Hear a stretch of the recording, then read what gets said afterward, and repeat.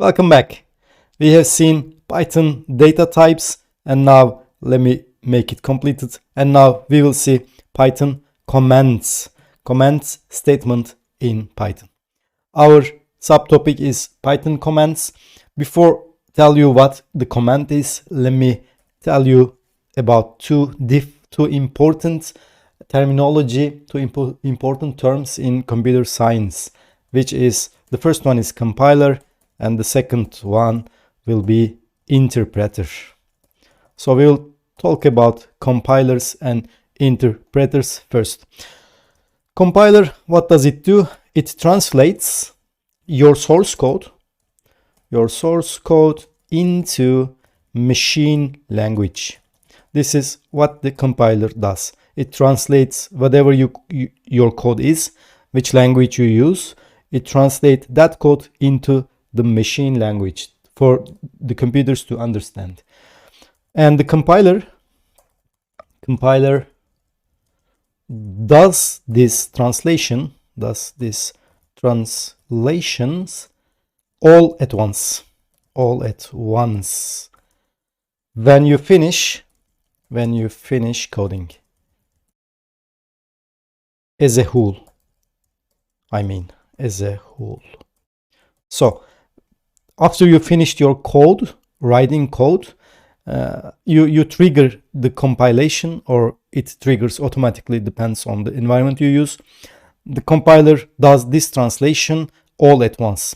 It does as a whole, this translation as a whole. It succeeds or fails during this translation. And what is interpreter? Interpreter also translates your source code into machine language. This part is exactly the same. But interpreter does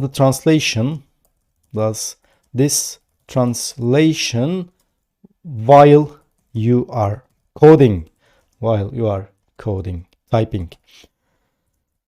So it does this translation line by line. This is the main difference between compiler and interpreter. They both translates your code into machine language, but interpreter does this translation one by one, line by line. And in Python we have interpreter. In Python we have Python interpreter. Its name is Python interpreter. So this is Python interpreter, which runs on our kernel, is Python interpreter. Okay, now let's see what commands are. Commands. In every programming language we have commands. Commands are lines which are ignored, I will use backticks here, which are ignored by interpreter in Python, by Python interpreter. So your code, your commands are ignored by Python interpreter, which means interpreter does not run commands. Commands are just plain sentences, just plain text like markdown. It doesn't do anything in your code because the interpreter will ignore the commands. So how do we define commands in Python? As you see, this is a code cell, and when I click on number symbol, this one, it already changed its color. It creates one line command, as you see. If I run this, nothing will happen. And let me write this line. This is one line command. In Python, we use this sharp or number symbol for commands. Okay, now write a command. Let's write a command. I will create a variable miles traveled, let's say, and it will keep the miles traveled of a car, let's say. So I will write the definition or the idea, the logic of this variable as a command, because I only want to see I only want to see for myself, for my friends, not for the computer to evaluate this code. I don't want the compiler to compile this code. It's only for me to understand the code better. Keeps the miles traveled. That's the purpose of this variable, so I write it as a comment with this sign, with this number sign. Okay, so if I print miles traveled, as you see, this is ignored, this is assignment, only this line will be printed. This one also runs, and this one will be printed, and I will get this. Let's use more efficiently the command lines. Average speed, let's say I want to calculate average speed, and the mathematic formulation of average speed is displacement divided by change in time. This is the average speed. So this is how I will calculate average speed. I write it as a comment. Now I will first get the displacement. Look, I write everything for myself, everything in comments for myself. Displacement is equal to, let's say, 450, and it is in kilometers, so I write it, as you see, as a comment. Just next to it, this will be ignored, and I just write it to keep the unit in kilometer, to tell the other programmers, then this is in kilometers. And then get the change in time, because I need change in time also. Change in time, and it's, let's say it's 6. Now this is hours. 6 hours. As you see, again, I use commands to write better code. And now I will calculate the average speed, and the variable name is average speed. So in that case, it is displacement divided by change in time. This is my average speed. Now I will print the result. Print average speed. As you see, if I run this code, it will print the average speed, which is this one divided by this one. So as you see, we are writing the proper commands in the program. I made my program very readable, very understandable, which is what we will do always in this course. We will try to write understandable and clean code. Okay, commands are very important in writing understandable code. This was single line comment.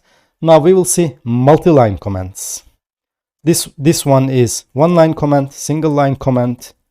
So now we will see multi-line commands, and I will write directly inside it. I write three codes, as you see.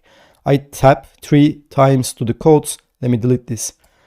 1, 2, 3, and Python JupyterLab completed the next 3. So inside a pair of three codes, it's a multi-line command in Python. Multi-line command in Python. Let me write the definition inside it. Multi-line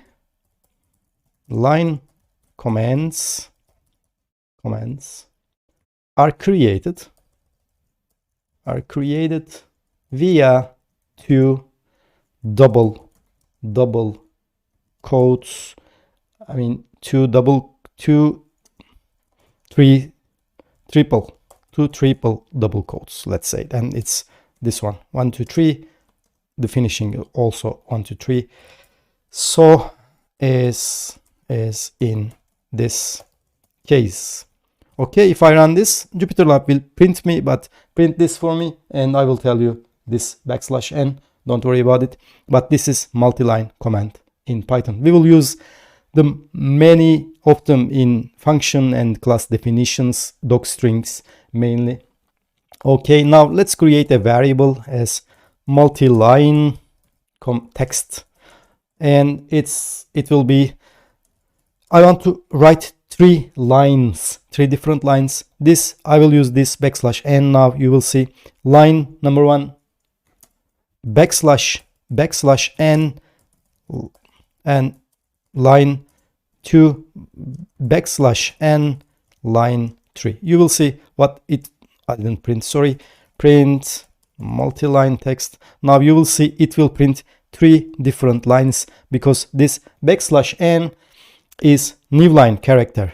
Let me copy this and let me write this as markdown, and inside backticks, sorry, this is new line character in Python. Character is \n. So whenever inside the text Python sees \n, it enters to the new line. Line 2 is here. Again, when after line 2 is finished, Python sees \n and go to the next line and write line 3, as you see here. Okay, now another example. Print. I will write hello my dear Python, but I will write Python in the next line, \n Python. Now you will see hello my dear Python. It writes like this. The last example, formatted. You can format the text inside multi-line comments like this. I press on tab. This is line 1. Again, press the second tab. This is line 2. Again, this is line 3. If I write this, as you see, this is what it does. And if I write this inside print statement, as you see, it exactly prints whatever I write. This is much more handsome, this printing, but this one, Jupyter Labs, its own printing, so it writes, it doesn't write new line, it writes its character counterpart of new line as \n. Okay, that's all about comments, Python comments, one-line comment, two-line comments. You understand the basic idea behind comments. And in the next one, we will do our numeric operations with variables. See you in the next one.